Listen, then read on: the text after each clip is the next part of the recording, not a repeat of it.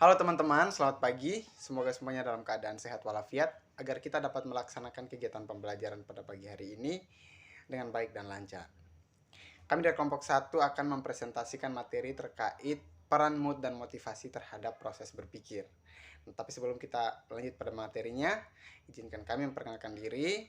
Kelompok 1 dengan anggota yang pertama ada saya sendiri, Fidelis Barokaleka, ada Halimanto Soter Aprilio Parera, ada Cecilia Farenlidima, ada Theodorus Virgilius Dwi Putra, ada Desnawati Haning, Yustri Sanak, Dapris Banoet, Federico Abatan. Yang pertama, konsep dasar. Itu ada konsep dasar motivasi, suasana hati atau mood, dan proses berpikir. Yang pertama, motivasi.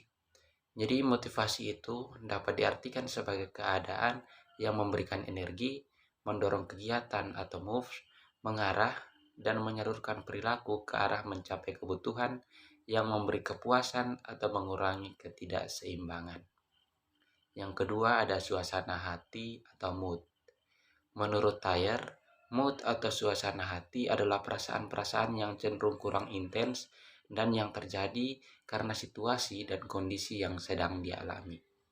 Yang ketiga, proses berpikir. Proses berpikir dapat diartikan sebagai proses manipulasi atau mengelola dan juga mentransformasikan informasi ke dalam memori. Motivasi dan proses berpikir.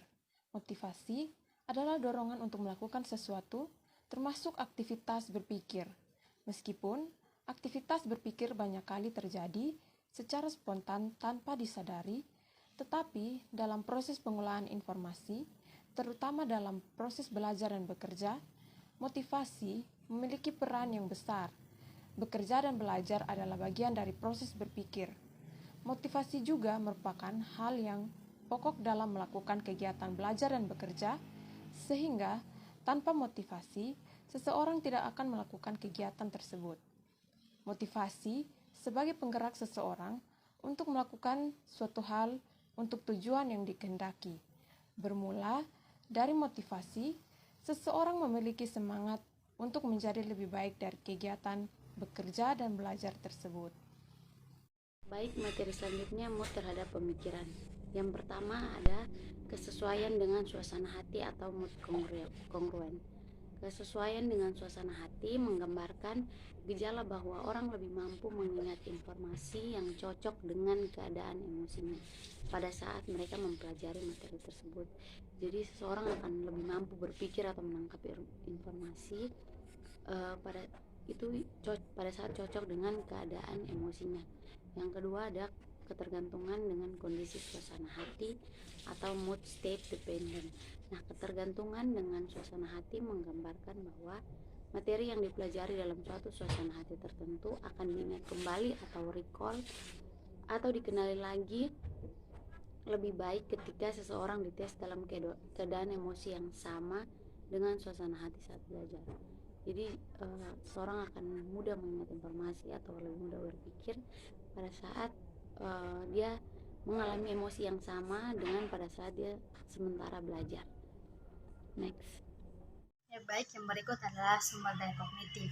Sumber daya kognitif adalah kemampuan untuk secara lebih tepat mempresentasikan dunia dan melakukan operasi logis dalam representasi konsep yang berdasar pada kenyataan. Nah, teori ini membahas munculnya dan diperolehnya skema tentang bagaimana seseorang mempresentasikan lingkungannya dalam tahapan-tahapan perkembangan saat seseorang memperoleh cara baru dalam mempresentasikan informasi secara mental.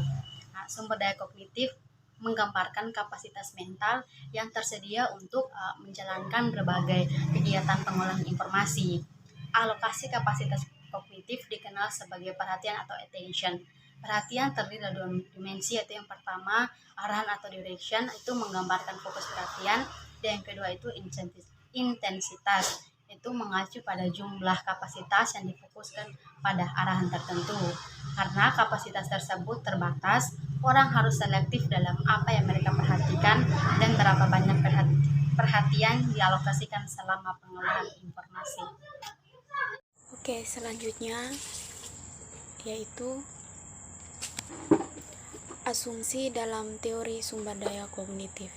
Nah, dalam teori ini ada mengasumsikan 3 hal, yaitu yang pertama, pemimpin yang cerdas dan kompeten.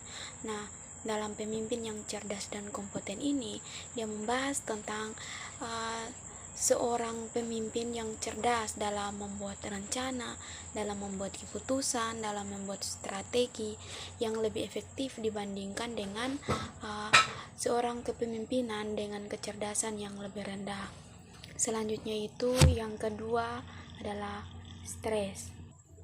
Nah, kata stres ini tidak lazim lagi untuk kita dengar, yang mana stres ini merupakan faktor yang tidak menguntungkan dalam pemikiran manusia secara logis dan analitis seorang pemimpin.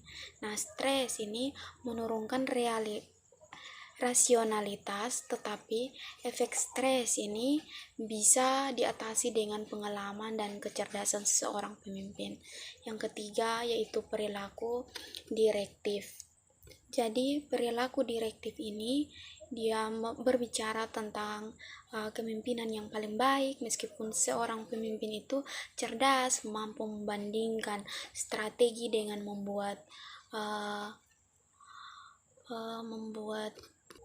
keputusan yang lebih baik, mereka tidak akan menerima manfaat dari kecerdasan ini kecuali dengan menjalankan kepemimpinan direktif atau kepemimpinan yang mampu mengarahkan dan mampu mengkomunikasikan kepada anggota dan kepada kelompok apa yang harus mereka kerjakan. Baik, saya akan melanjutkan. Di sini ada 4 faktor utama sumber daya kognitif. Yang pertama ada kecerdasan dan perilaku direktif. Yang kedua ada pengalaman. Yang ketiga ada kecerdasan. Dan yang terakhir ada kondisi stres. Poin yang pertama, kecerdasan dan perilaku direktif. Seorang pemimpin tentunya berusaha membuat tujuan dan juga strategi dalam mencapai tujuan kelompok tersebut, sehingga dibutuhkan adanya kecerdasan. Selain itu pula dibutuhkan komunikasi sehingga lebih terarah dan para anggota pun dapat mengetahui arah tujuan yang dimaksud. Poin yang kedua adalah pengalaman. Punya pengalaman bagi seorang pemimpin adalah suatu hal yang penting, sebab kemungkinan besar ia akan mampu menghadapi situasi yang saat ini yang serupa dengan pengalamannya. Dan diasumsikan bahwa pemimpin yang memiliki pengalaman jauh lebih baik bisa mengandalkan situasi yang terjadi saat ini dan juga dapat mengambil keputusan yang baik. Yang ketiga adalah kecerdasan. Kecerdasan dapat digunakan oleh pemimpin dalam mengambil setiap keputusan, baik itu dalam skala kecil maupun besar. Yang keempat adalah kondisi stres. Kondisi stres dalam kinerja dapat menghambat kecerdasan sehingga dapat mengambil salah langkah dalam pengambilan keputusan seorang pemimpin. Jika seorang pemimpin memiliki kecerdasan yang baik, dia mampu meminimalisasi kondisi stres dalam dirinya sehingga pengambilan keputusan dapat berjalan dengan baik. Sekian dari saya, terima kasih.